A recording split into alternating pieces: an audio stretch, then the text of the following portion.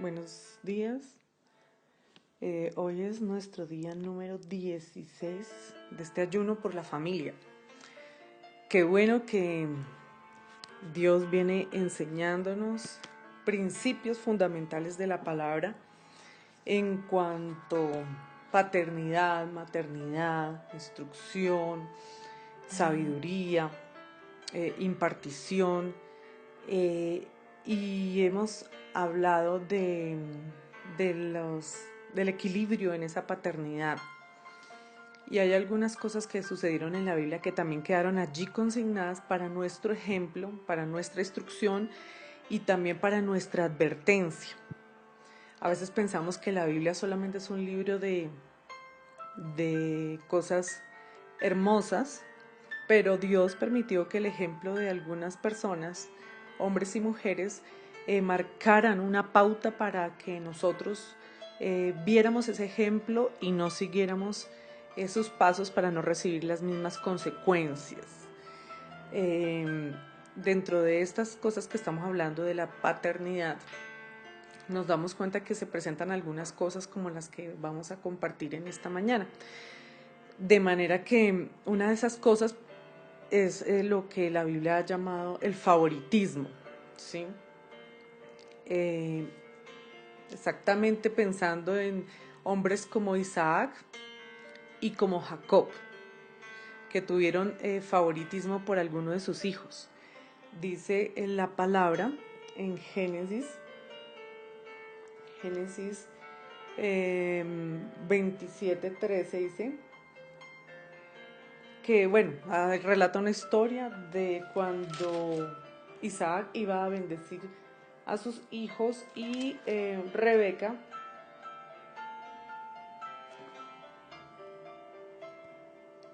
decide interponerse en esa bendición y por su inclinación hacia Jacob termina engañando al padre para que su hijo preferido reciba esa bendición.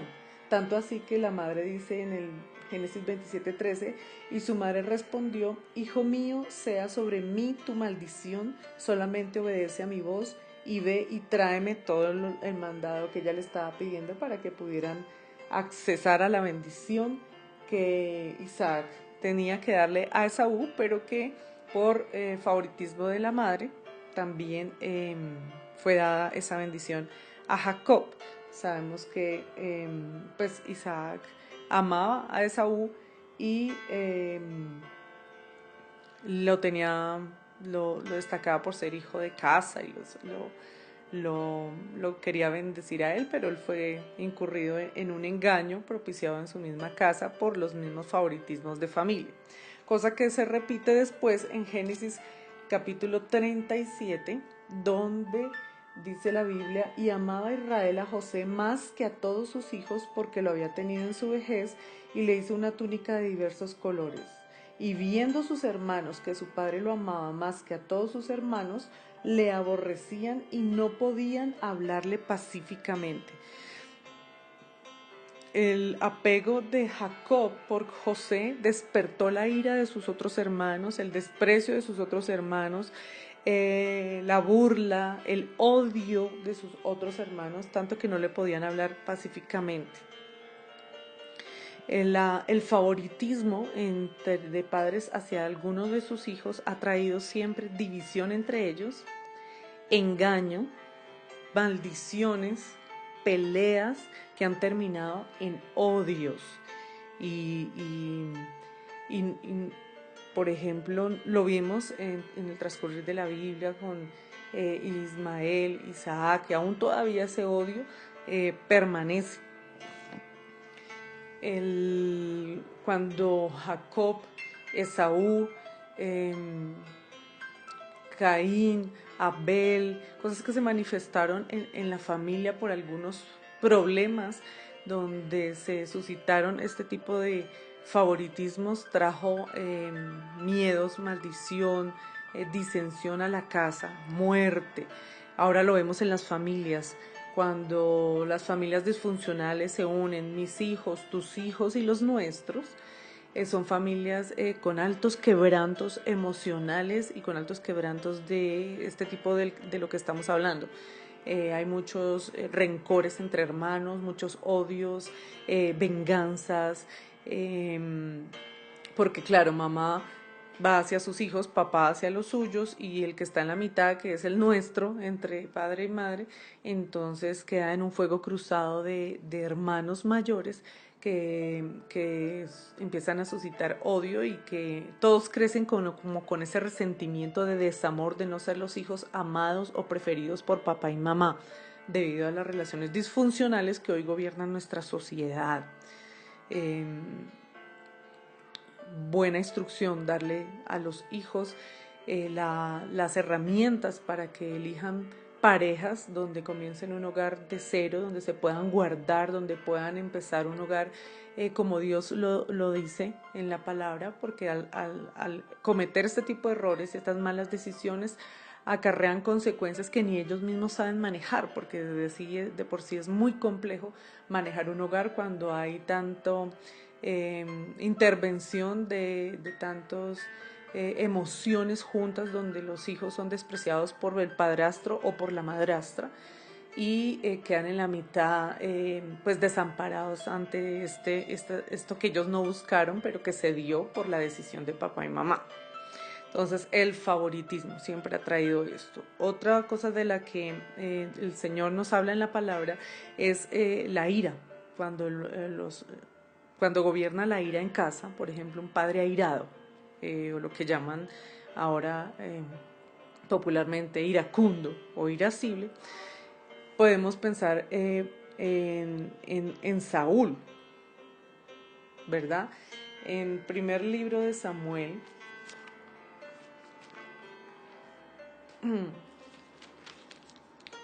nos damos cuenta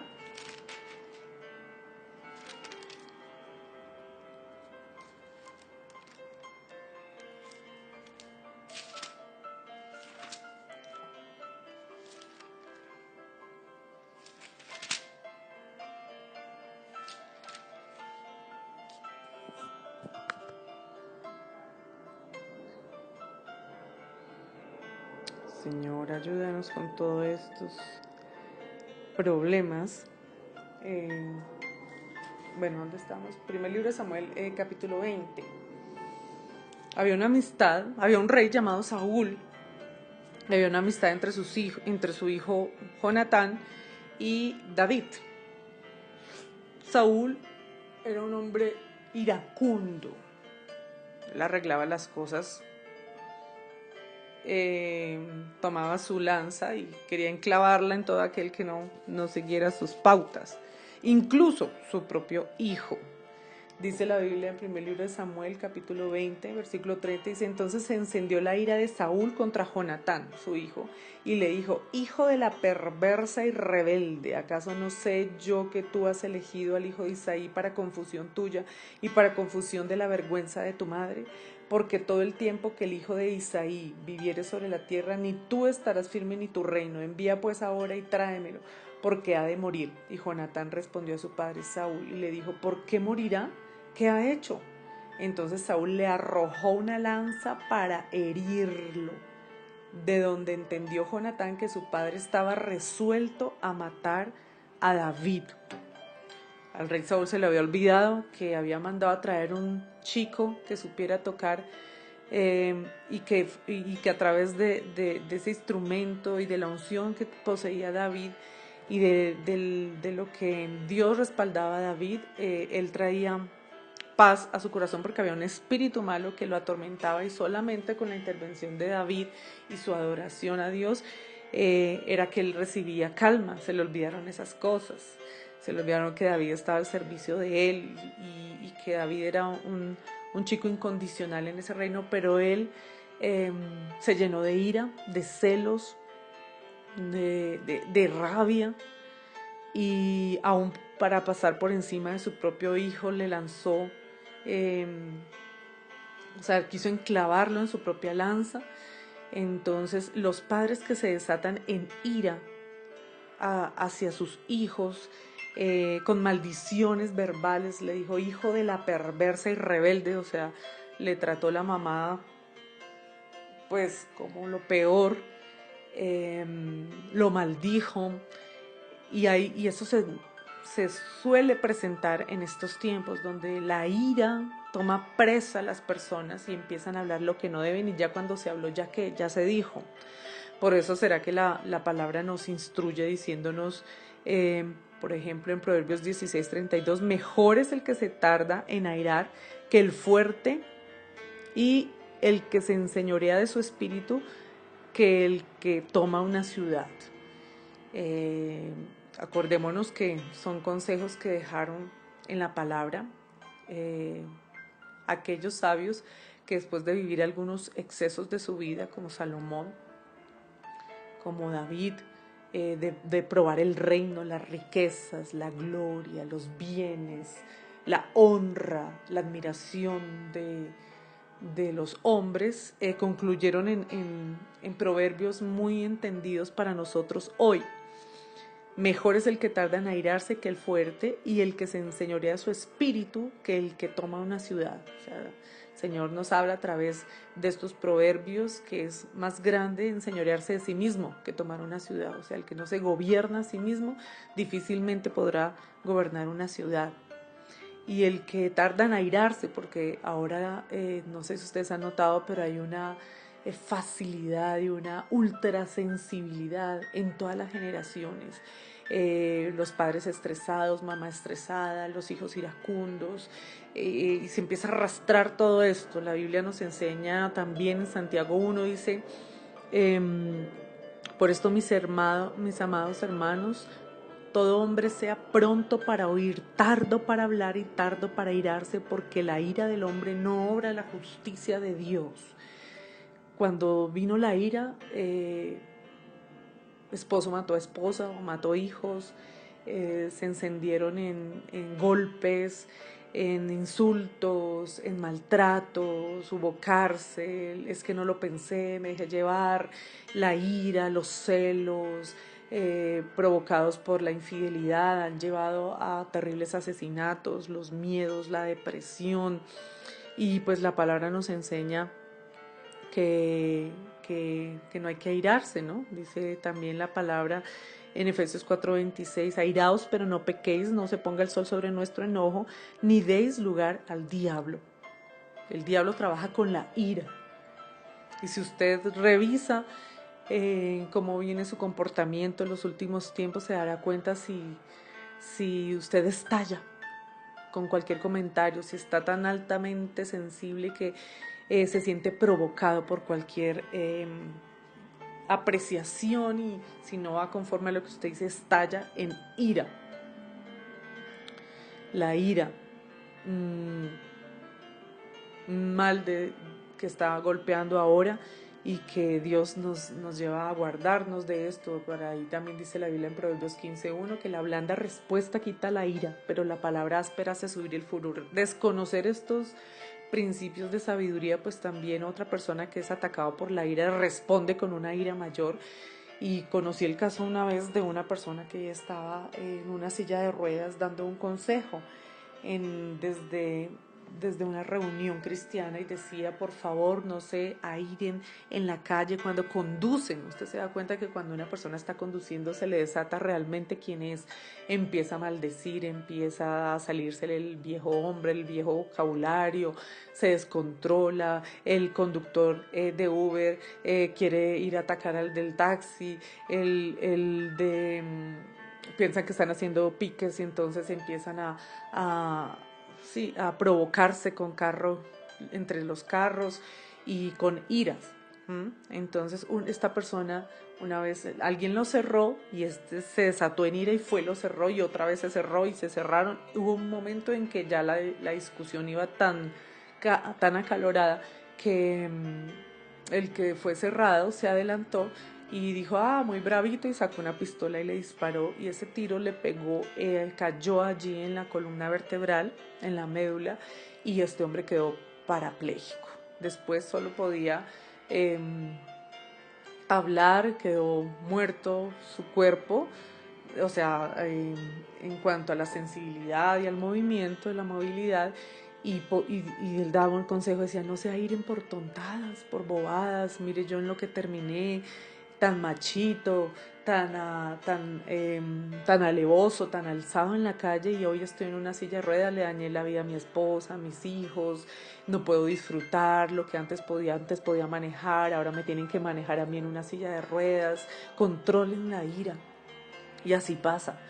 Pienso que si la sociedad en este momento pudiera controlar la ira, habrían menos homicidios, menos maltrato, menos hijos abandonados, menos mujeres maltratadas en sus hogares. O sea, otra sería la historia. Revisemos si también en cuanto a la paternidad, algunos padres han desatado en ira porque llegan cansados, porque no quieren que sus hijos los molesten. Yo estoy trabajando, yo traigo el sustento para la casa, no me molesten, vaya jueguen.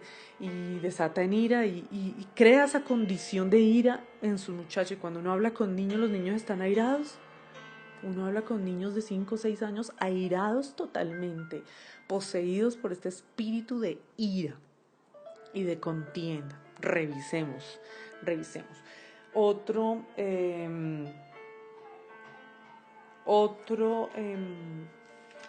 parte que tenemos que tener en cuenta es la permisividad. Cuando papá es permisivo. Y digo, por este pasaje que la Biblia nos enseña de un hombre llamado Elí, ¿verdad? Dice que en primer libro de Samuel 2:22 dice, pero Elí era muy viejo y oía de todo lo que sus hijos hacían con todo Israel y cómo dormían con las mujeres que velaban a la puerta del tabernáculo de reunión.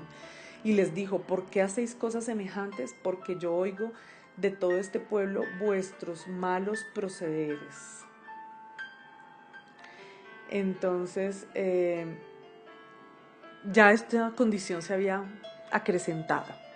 Los hijos de Elí estaban dando pésimo testimonio, no eran temerosos de Dios, aunque su padre tenía aparentemente los principios, no pudo, por causa de la permisividad, del amor, del cierta predilección hacia ellos, incurrió en una falta en contra de Dios. Y esto también se ve a menudo.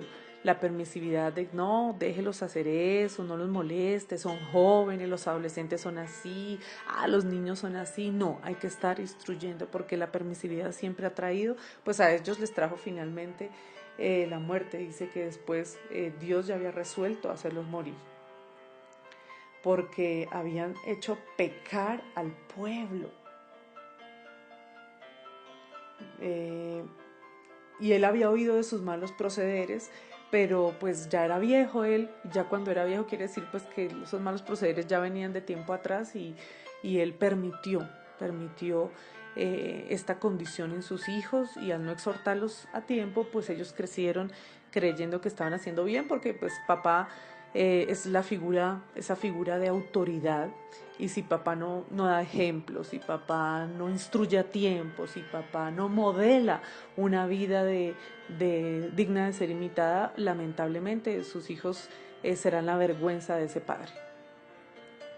Entonces la permisividad cuando se ve ahora en la sociedad, no se establecen reglas, no papá quiero tomar, le doy la plata para que vaya y se emborrache, o quiero hacer aquello, quiero hacer lo otro, y ellos en pro de tener una conveniencia y un agrado hacia sus hijos y una aceptación hacia sus hijos, entonces incurren en saltarse el principio del direccionamiento y de la buena instrucción y terminan obedeciendo lo que sus hijos piden. Entonces cayendo en una permisividad altamente peligrosa, creando mala fama, hermanos mayores dándole mal ejemplo a los hermanos menores y los hermanos menores ya levantándose en un ambiente donde ya si papá no corrigió al hijo mayor, pues a mí tampoco, porque entonces con qué autoridad moral va a corregirme a mí cuando no corrigió a mi hermano mayor o a mi hermana mayor. Entonces se desata una cosa ahí peligrosa y que daña. la permisividad de los padres hacia los hijos, que lo malo sea malo y que lo bueno sea bueno, que lo blanco sea blanco, que lo negro sea negro, que lo santo sea santo y lo que no es santo también se diga y se direccione en casa. Es muy importante. La falta de instrucción en medio cuando los padres por miedo a decirle a sus hijos, eso, en otro temporal le digo, el otro fin de semana, hoy no hay ambiente, después se lo digo, y va pasando el tiempo y los hijos se crecieron. Y si no diste la instrucción a tiempo, pues ya después lamentarás con mucho dolor, con muchas lágrimas, con mucha tristeza y con mucha frustración por no haber cumplido tu papel de padre como autoridad. He conocido muchas madres que han querido propiciar instrucción sobre sus hijos, pero son desautorizadas por los padres, que al no tener esa conexión con Dios pasan por encima de pronto de lo que mamá en el Señor y en oración ha querido hacer por mucho tiempo, pero pues pesa la autoridad de papá y terminan los hijos obedeciendo al papá porque pues es la figura de autoridad en la casa. Entonces esa falta de instrucción y esa falta de Dios en el hogar hace que se cometan todo este tipo de excesos. El mal ejemplo. Vimos un ejemplo allí con Noé en Génesis, capítulo 9, donde vemos en el versículo 20, dice, después comenzó Noé a labrar la tierra y plantó una viña y bebió del vino y se embriagó. Y estaba descubierto en medio de su tienda. Y Cam, padre de Canaán, vio la desnudez de su padre y lo dijo a sus dos hermanos que estaban afuera. Entonces Sem y Jafet tomaron la ropa y la pusieron sobre sus propios hombros y andando hacia atrás cubrieron la desnudez de su padre, teniendo vueltos sus rostros, y así no vieron la desnudez de su padre. Y despertó Noé de su embriaguez y supo lo que le había hecho su hijo más joven, y dijo, maldito sea Canaán, siervo de siervos será sus hermanos.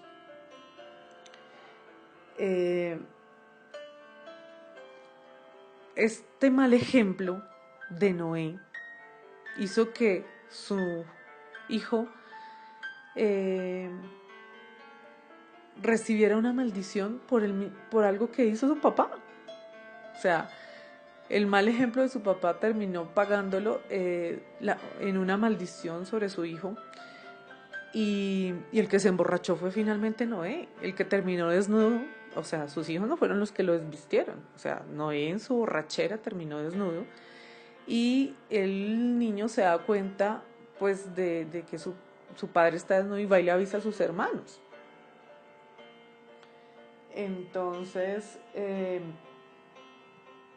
ellos, sus hermanos, pues toman medidas de esto, pero pues la falta de Noé y el mal ejemplo de Noé emborrachándose y embriagándose, sabemos que el embriagarse no trae nada bueno. La Biblia es muy clara cuando dice no os embriaguéis con vino, en lo cual hay disolución, ¿cierto?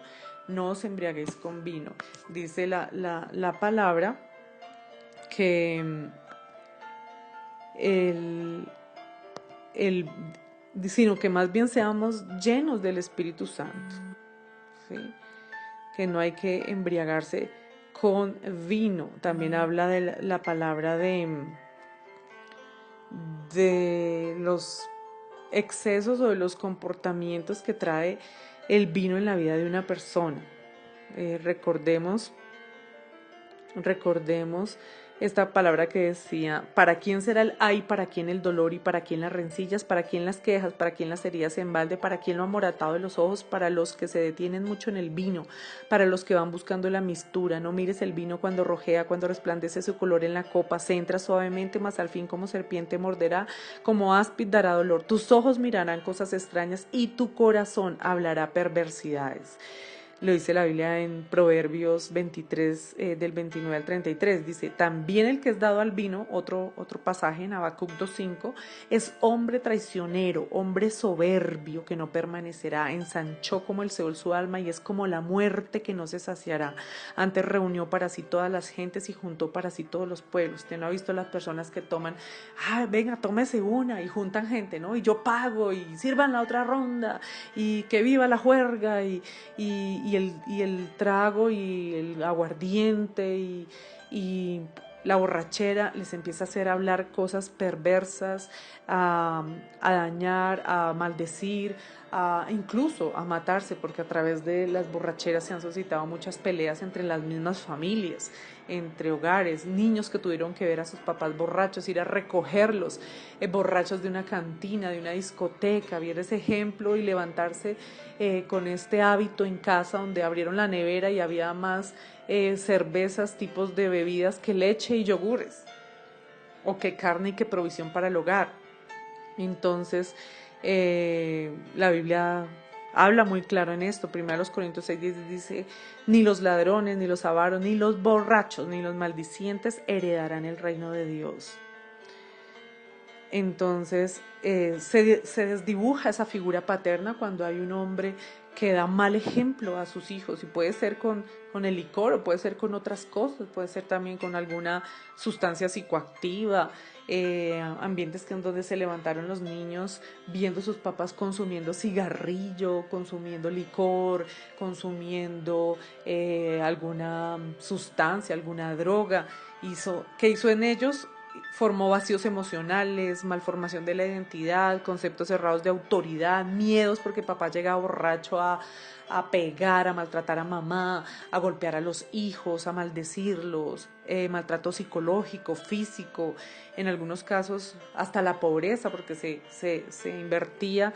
Esta persona cogía ese dinero y lo malgastaba, no era invertir, lo malgastaba en el licor, en la bebida, y llegaba a su casa sin la leche, sin el pan, sin el alimento para sus hijitos. Entonces el licor nunca ha dejado nada bueno, y la Biblia nos lo advierte.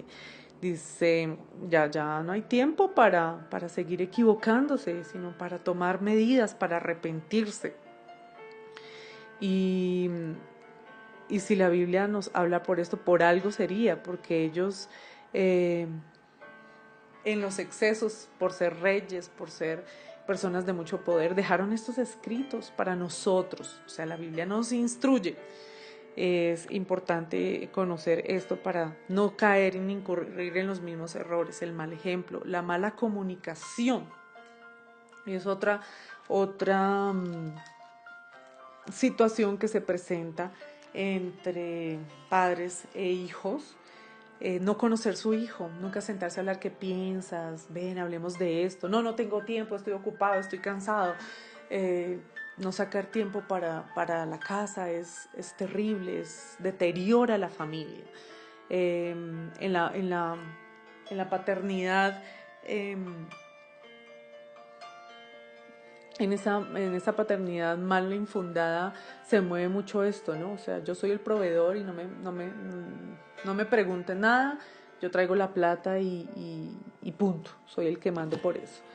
Falso, o sea, si eres un proveedor, Dios te ha dado esa facultad, una virtud dada por Dios sobre los proveedores de casa, de familia, pero eso no te justifica ni te excusa para no cumplir los otros roles de padre.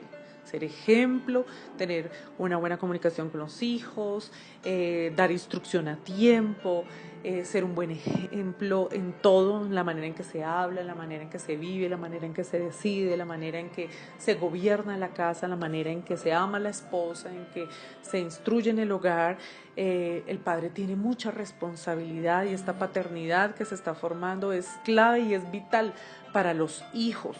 Entonces, primer libro de Reyes, allí dice entonces Adonías dijo, yo reinaré. Quería destronar a su padre. Se desató en la familia de David algunas cosas terribles, porque pues David también no fue un tremendo padre, al contrario, tenía unos hijos de muy buen parecer, y en muchos versículos dice, y era de hermoso parecer, y era hermoso parecer, parece que los hijos de David eran muy lindos, y él cayó en cubrirlos por su hermosura, o por su predilección, o por su favoritismo también, de lo que venimos hablando, y se desataron cosas también por sus pecados eh, pasados, cosas en las que crecieron sus hijos, y vimos que, por ejemplo, Amnón, su hijo mayor, violó a su hermana. Absalón quería destronarlo. Adonías también quería su poder. Entonces, cuando hay una familia que tiene poder, que tiene dinero, donde papá no es claro entre el valor de las personas y el valor de lo material, Dios nos hizo para que amáramos las personas y usáramos las cosas, y ahora usamos las personas y se aman las cosas, o sea, todo al revés. Y cuando hay poder es peor, porque pues cuando tú tienes una familia de bajos recursos no se ven estos tipos de cosas tan marcadas como cuando se tiene dinero y hay herencias de por medio. Los hijos se engañan entre sí, quieren que mamá muera rápido, que papá muera rápido para reclamar la herencia, no les importa ningún tipo de principio, sino ellos quieren es poder, dinero, fama, riquezas, excesos. Y esto se vivió en la familia de David: muerte, rencor, odios, venganza, el hecho de no haber oído. Dice que y su padre nunca le había entristecido en todos sus días con decirle, ¿por qué haces así? Sino que dejó a sus hijos hacer lo que creían, pues porque, ay, tan lindo, y con esos ojitos, ay, cuando me hace esa carita. Entonces hay padres que sucumben frente a algunas cosas de sus hijos y les permiten otras y dejan crecer el mal, y cuando ya se hacen adultos, pues ya es tarde, ya es tarde. O sea, por algo el Señor nos los entrega pequeños, para que desde niños formemos. Si eres abuelo, dile estos consejos a tus hijos, que no cometan esos errores, ya siendo abuelo con los nietos, y pues llevando este mensaje para que se logre corregir las generaciones. Entonces se desataron cosas por mala comunicación, por no conocer a sus hijos, por no corregir a tiempo. Padres que vieron faltas graves en sus hijos y las pasaron por alto. Pecados que no se confrontaron, que no se disciplinaron y que se dejaron allí, trajeron consecuencias terribles y fatales a los otros miembros de la familia. Entonces, el padre que disciplina también es un padre que Dios alaba. Y hay padres que idolatran a sus hijos, ¿no? Por su hermoso parecer, porque, ay, es que él es muy inteligente, es que como él no hay ninguno, y los montan en un grado de perfección, sabiendo que como padres siempre tenemos que estar instruyendo, porque por más lindos que sean nuestros hijos físicamente o emocionalmente, o sean muy buenos hijos, también tendrán sus áreas de carácter y de quebranto que hay que estarlas formando. La rebeldía que se formó en estos hijos hacia su padre, la contención, la división entre hermanos, el celo entre ellos mismos. Bueno, la palabra nos da muchos consejos con respecto a todas estas cosas. Miremos algunas cosas. Proverbios 27:5 dice, mejor es la reprensión manifiesta que el amor oculto. O sea, cuando hay que reprender, nada de que yo lo amo y yo le paso eso porque lo amo. No, el amor no puede tapar el error. El amor tiene que corregir por amor, disciplinar a ese hijo. Es necesario que el niño sepa que hizo mal, que robó en la tienda, que le dañó a un amigo, que le quitó el esfero, que le quitó el borrador, que le pegó a la profesora, que dijo groserías, que dañó a alguien en el colegio. Hay que ejercer disciplina. Dice la Biblia, instruye al niño en su camino y cuando fuere viejo no se apartará de él. Proverbios 22:6. Proverbios 22:15. La necedad está ligada en el corazón del muchacho, mas la vara de la corrección la alejará de él. Estos versículos deberían estar de memoria en nuestros hijos y en nuestra mente como padres. Efesios 6:4 también da recomendaciones a los padres. Vosotros padres no provoquéis a ira a vuestros hijos, sino criadlos en disciplina y amonestación del Señor. disciplina y amonestación. No, hijo, eso no se hace. La palabra enseña esto. Corrijámonos los unos a los otros. Se crean hasta estrategias. He conocido familias donde, para no decir malas palabras, el que diga malas palabras tiene que ir colocando 5,000 pesos en una botellita, en un recipiente, y ya tienen hasta una alcancía ahí, pero se han corregido, porque cuando duele el bolsillo, entonces ahí sí la gente empieza a hacer algunos cambios. Bueno, son estrategias que algunas familias usan. Pues yo conozco la mejor, que es el Espíritu Santo en el corazón, cuando le quita a uno la vieja naturaleza y le cambia el lenguaje, la manera de pensar, la manera de vivir. Pero bueno, si usted cree que hay una estrategia que pueda funcionar en su casa, hágala con sabiduría. Déjese guiar por el Señor, Él lo va a ayudar. Porque hay necedad en los muchachos y esa corrección tiene que estar presente.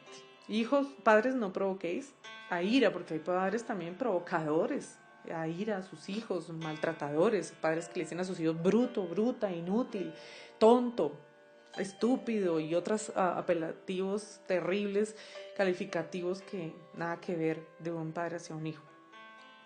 Nos da instrucción, padres, no exasperéis a vuestros hijos para que no se desalienten. Colosenses 3:21. Entonces, llevarlos a que tengan dominio propio, pero no pasarse, porque hay papás también que se pasaron en la corrección, y yo conocí a alguien que porque robó, entonces cogió una plancha y le quemó la mano al niño. Entonces, que para que no volviera a robar. Excesos en la corrección, pues que tampoco, ¿no? El equilibrio, padres. La vara y la corrección dan sabiduría, mas el muchacho consentido avergonzará a su madre. Corrección y direccionamiento. Y bueno, cuando la palabra nos enseña, según Timoteo 3:16-17, toda la escritura es inspirada por Dios, útil para enseñar, útil para redarguir, para corregir, para instruir en justicia, a fin de que el hombre de Dios sea enteramente, sea perfecto, enteramente preparado para toda buena obra. Entonces, cuando Dios nos instruye a través de la palabra, es para que obedezcamos y no terminemos en las consecuencias de habernos saltado la instrucción. Entonces se recibe la corrección porque no se actuó a tiempo. Y finalmente dice la Biblia en Salmo 127:1, si Dios no edifica la casa, en vano trabajan los que la edifican. Tú puedes estar construyendo un jardín muy lindo, un edificio muy bonito, en el mejor barrio de tu ciudad, en el mejor país donde Dios te puso, pero si no estás trabajando en el carácter de tus hijos, en los principios de tus hijos, en el valor espiritual de tus hijos, en las emociones de tus hijos, perdiste, papá.